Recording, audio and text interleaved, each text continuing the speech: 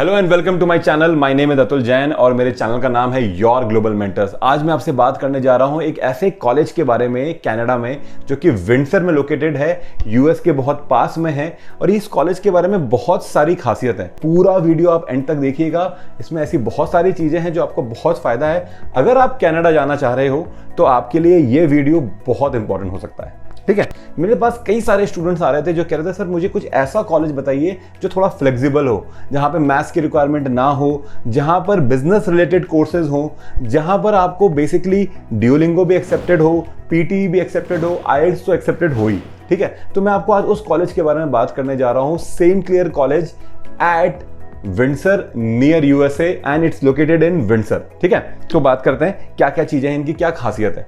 कुछ post graduate programmes में पहले आपसे बात कर लूं जो कि 2 इयर्स के लिए हैं।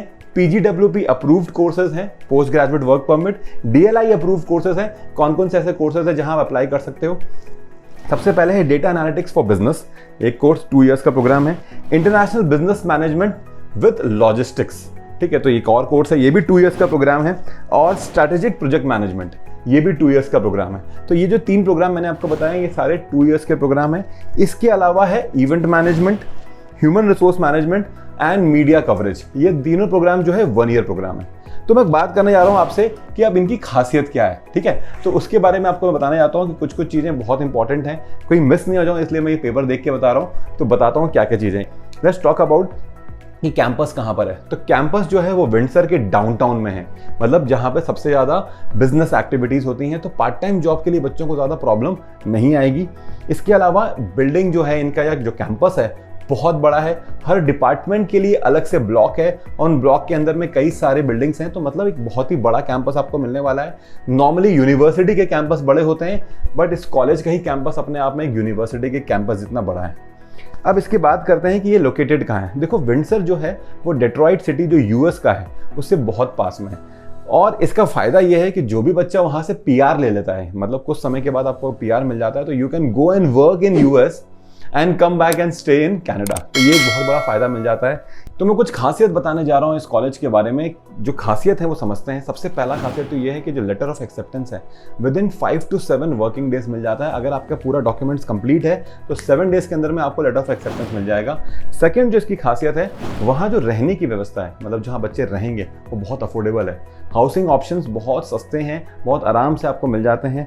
इसके बाद बताऊँ, क्लाइमेट बहुत अच्छी क्लाइमेट है वहाँ की, मॉडरेट क्लाइमेट है। जो एक्सट्रीम क्लाइमेट हम सुनते हैं कनाडा के बारे में, वो प्रॉब्लम नहीं आएगी आपको यहाँ पर। Also known as automotive capital of Canada, ये बोला जाता है यहाँ के बारे में कि ये जो सिटी है विंडसर वो ऑटोमोटिव कैपिटल ऑफ कनाडा है। तो वहाँ ऑटोमोबाइल रिलेटेड बहुत सारे ऑप्शंस अवेलेबल हैं।